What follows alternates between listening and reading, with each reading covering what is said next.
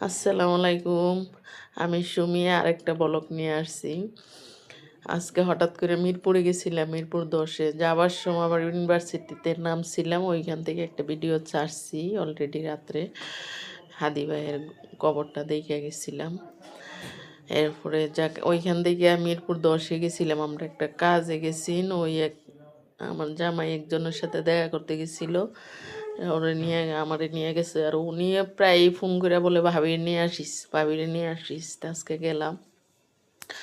ওইখানে উনি নাকি বিএনপির ওনার বাড়ি বগুড়া, বিএনপির পক্ষ থেকে এমপি নির্বাচন করবে মিরপুরতে মনে হয়। ফরহাদ ভাই, উনি হচ্ছে ডিপ্লোমা ইঞ্জিনিয়ার। ওনার কাছে ডেভেলপমেন্ট, ওনার কাছে গেছিলাম। অনেক বিল্ডিংয়ে ডেভেলপমেন্ট উনি করে। যাক, আলহামদুলিল্লাহ ওনার কাছে গেছি। পরে আমরা ওইখানেই লাঞ্চ করছি। এরপরে অনেকক্ষণ ছিলাম। আইতে সময় বাসের থেকে আবার যাইতে ট্রেনে গেছি, আইতে বাসে আইতাছি। তারেক জিয়া আসার আইব যে এত রাস্তাটা 300 ফিটের বরাবর আসার পরে দেখছি এত আয়োজন, এত মাইক দিয়া উনি আসার, এত আগমন, এত সুন্দর করে সাজানো আর অত কিছু। আর মানুষ দেখে আমি তো অবাক। বাসে বসে লইছি, আমার জামাই ভিডিওটা নিতেছে। আমি বলছি আমার পাশে একটা ছেলে দেখছেন মনে হয়, এর বউ ওই পাশে বসে আছে। ও কতক্ষণ, এই যে বুরকাওয়ালা মেয়েটা হয়েছে ওর বউ। তাই ও খালি কতক্ষণ পরে পরে ওর জামাইরে দাঁত খিঁচতেছে। আমি আর জানি না উনি যে উনার জামাই। আমি ওখানে ছিট পাইতেছি না, ওইখানে বসে আছি। আর আমার জামাই তো ভিডিও নিতেই আছে।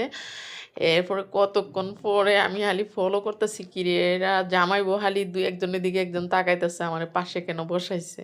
কিন্তু ছেলেটা আসতে একদম জানালার পাশে বসছে, আমি এই সাইডে বসছি। কি করবো, বসার কোনো কেন জায়গা পাইতেছি না, পাবলিক বাস। যাক আলহামদুলিল্লাহ, এমন করে তো আমি মোহাম্মদপুরে আসা লাগবে, বাস উইটে আসতেছি। মানে এইগুলাই দৃশ্যগুলা রাস্তা বলো ভিডিওগুলো আমার জামাই নিতেছে। আর মানুষ দেখেন, আর মাইক দিয়ে তো আমি আওয়াজ দিছি না, মাইকের অনেক আওয়াজ। তারেক জিয়া যা আসবে ওর আগমনে মানুষ ঢাকা শহর কালকে আজকে অলরেডি পুরোপূর্ণভাবে ভরে গেছে। আগামীকাল ঢাকা শহর কি হইব আল্লাহ জানে। বিএনপির এত আগমন, বিএনপি আর তারেক জিয়া আসার আনন্দতে এরা এত বছর পরে মানে নেতা আসবে, সবাই এত আনন্দ খুশি বাসি। মানে সব গ্রামের মানুষ মনে ঢাকা শহর ডল দিছে। পুরা ঢাকা শহর ভরপুর মানুষ। আমি যখন ট্রেনে গেছিলাম পুরাই দেখছি ট্রেন ভর্তি মানুষ। সেই জন্য ট্রেনে আসিনি, আমরা বাসে আসছি। বাসেও কোনো ওঠার মতো ক্ষমতা নাই।